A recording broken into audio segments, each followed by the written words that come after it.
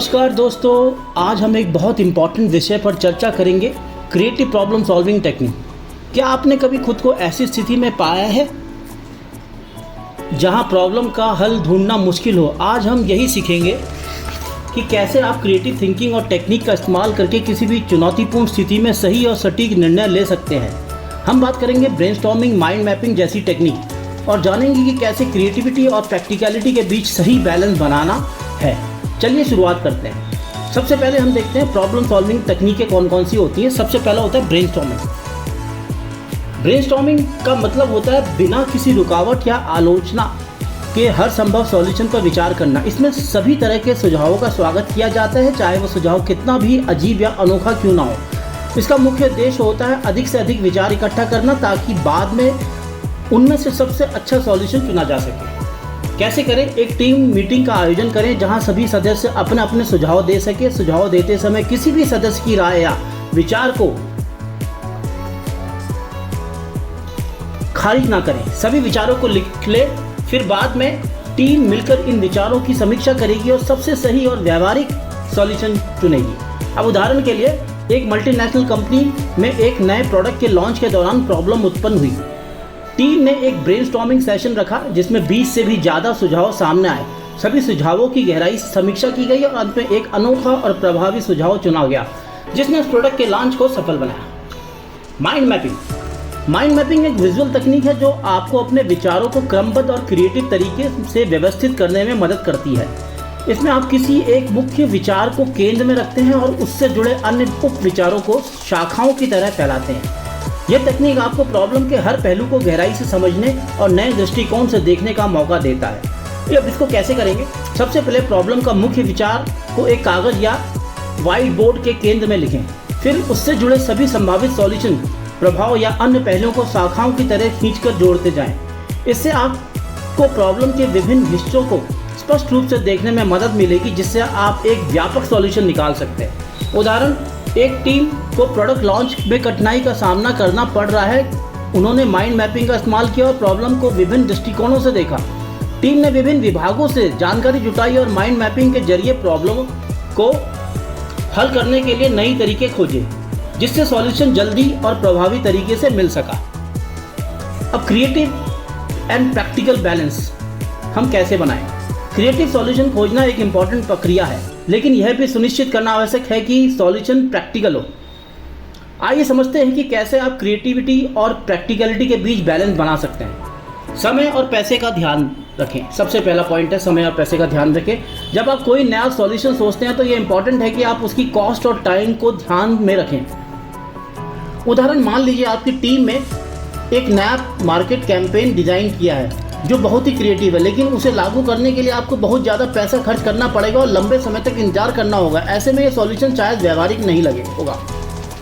Solution, एक budget बनाएं। अब सॉल्यूशन ये हो सकता है कि एक बजट बनाएं और देखें कि आपके पास कितना पैसा है। साथ ही एक टाइमलाइन तैयार करें जिसमें तय करें कि सॉल्यूशन को लागू करने में कितना समय लगेगा। अगर यह आपकी सीमाओं के अंदर नहीं आता तो हो सकता है आपको अपने आइडिया को थोड़ा संशोधित करना पड़े। अब नेक्स्ट करते हैं सफलता की संभावनाओं पर ध्यान दें। क्रिएटिव सॉल्यूशन को अपनाने से पहले यह सुनिश्चित करें कि वह सॉल्यूशन डिजायरेबल रिजल्ट दे सकता है या नहीं। उदाहरण, आपकी टीम ने एक अनोखा प्रोडक्ट लॉन्च आइडिया सोचा है जो अलग है, लेकिन उससे जुड़े रिस्क और अनसर्टेनिटीज भी हैं। अगर ये सफल नहीं होता तो इसको रिजल्ट आपकी कंपनी के लिए डिजास्टर्स हो सकता है। सॉल्यूशन पहले एक पायलट प्रोजेक्ट चलाएं या टेस्ट करें ताकि आप यह जान सकें कि सॉल्यूशन कितना प्रभावी है। आप डेटा एनालिसिस और मार्केटिंग रिसर्च की मदद से यह जान सकते हैं कि सॉल्यूशन सफल होने की कितनी संभावना है। टीम की प्रक्रिया में कोई भी सॉल्यूशन पर अमल करने से पहले अपनी टीम से फीडबैक लेना इम्पॉर्टेंट है जिससे आप सॉल्यूशन की संभावित कमजोरियों को पहचान सकते हैं और उनमें सुधार कर सकते हैं। उदाहरण, मान लीजिए आपने एक नया सॉफ्टवेयर डेवलप किया है और आपको लगता है कि बहुत अच्छा है, लेकिन टीम के अन्य सदस्य उसको बताते हैं कि सॉफ्टवेयर में कुछ बग्स हैं और उसका यूज़र इंटरफेस भी कॉम्प्लिकेटेड है।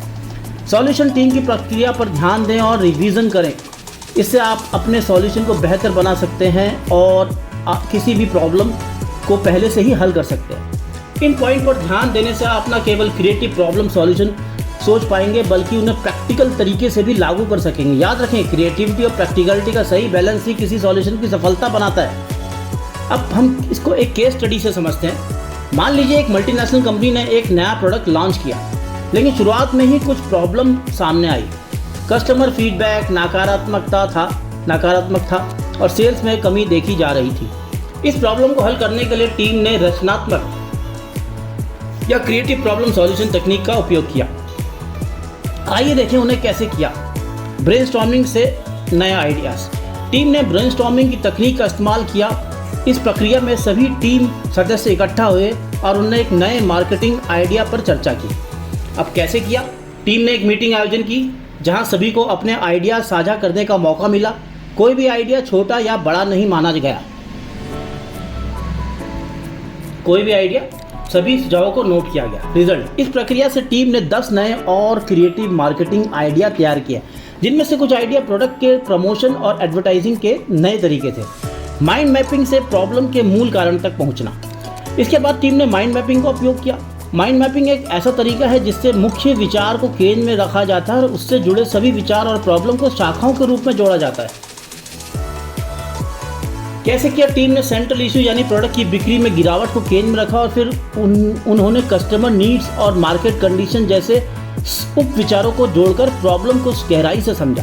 रिजल्ट: माइंड मैपिंग से उन्हें यह समझ में आया कि प्रोडक्ट की पैकेजिंग और ब्रांडिंग सही नहीं थी। ग्राहक प्रोडक्ट के लुक और फील से खुश नहीं थे। फाइनल सॉल्यूशन: इन दोनों तकनीकों के आधार पर टीम ने एक फाइनल सॉल्यूशन तैयार किया। उन्होंने प्रोडक्ट को पैकेजिंग और ब्रांडिंग रणनीति में बदलाव किए। नए पैकेजिंग डिज़ाइन और ब्रांडिंग स्ट्रेटजी को लागू किया गया। इसमें नए लुक और इम्प्रूव फीचर शामिल थे जो ग्राहक को अनुभव को बेहतर बनाते थे। अब इसका रिजल्ट क्या रहा? इन बदलावों के बाद प्रोडक्ट की बिक्री में सुधार हुआ और ग्राहक की प्रतिक्रिया भी सकारात्मक हुई। यह साबित हुआ कि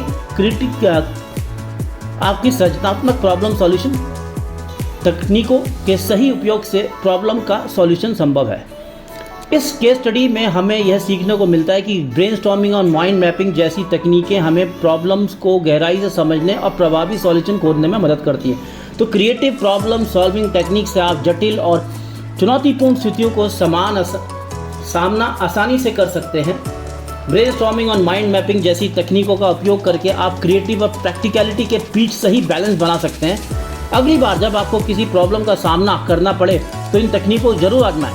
इससे आपको प्रॉब्लम को प्रभावी और क्रिएटिव सॉल्यूशन खोजने में मदद मिलेगी। धन्यवाद।